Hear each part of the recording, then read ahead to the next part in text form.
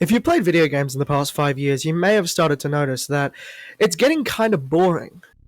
You'll open up your favorite game and you'll just sit on the menu for like a good maybe half an hour procrastinating whether or not to play it, and then eventually close it. I've been going through the same experience, and with someone with so much time on their hands, because I don't do anything.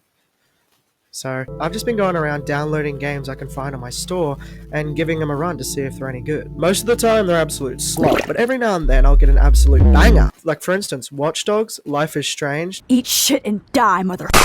Disco Elysium, and a bunch of other games. And these games were absolutely great, but none of them scratched that very specific itch in my brain until I stumbled upon something that I now consider my favorite game of all time, Hotline Miami.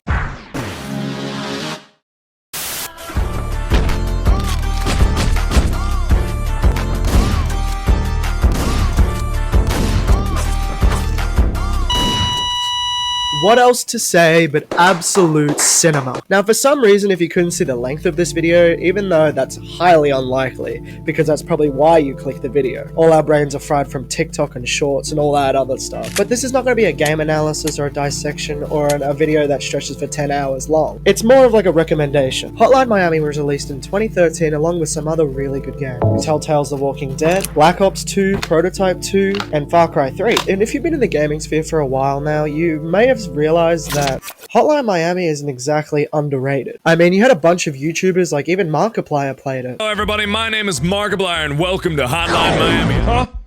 If you're coming right now, let me see it! And the game did so well, they made a sequel, Hotline Miami 2, Wrong Number. But for some fucking reason, PlayStation keeps removing it from the store so I can't even play the game. And I'm sure, and I've heard really good things about it, but I just can't play it, because it just won't let me! I mean, come on, seriously man, let me play it. So you're probably wondering why I'm even talking about it. Well, for a game that came out 11 years ago, it does more than stand out. It fucking exceeds! And I've never heard of it before until it came up on my recommendation under another random game. And I think this game still deserves attention. I mean, every now and then we get a new wave of summer kids that come onto the internet and they probably never heard of this. I mean, it still surpasses games that come out now. The soundtrack, the visuals, the style, and the gameplay, it is completely unmatched. Set in 1989's Miami, you play as a man that only goes by the name Jacket. You live in like a rinky-dink apartment that for some reason has the best score in the entire game.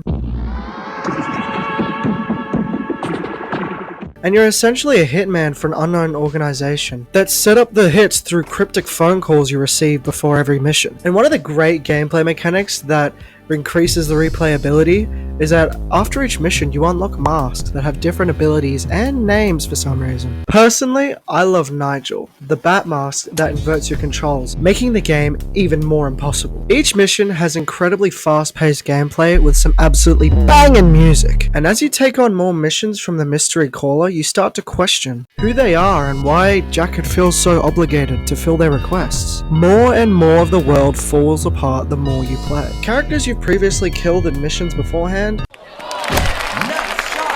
start showing up at the bar in between missions, speaking nonsensical gibberish. There are also some little details that are just very strange from the beginning, like how this guy who goes by Beard, because he's good. Yeah, who's essentially Larry from Gumball because he runs the pizza shop, the video shop, the bar, and the supermarket, as well as the dream sequence that plays in between some mission. 3 masked characters sit around you, all with differing opinions about you, and ask very strange questions, such as the famous, "Do you like hurting other people?"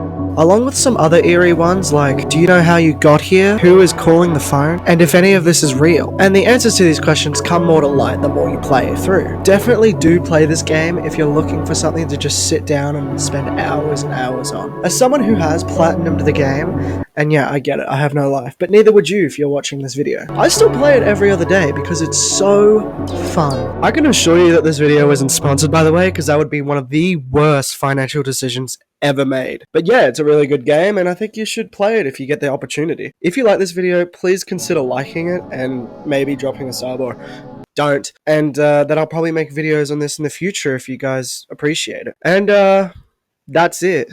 Yeah. I got it quite bad, I made you sad. Bye-bye.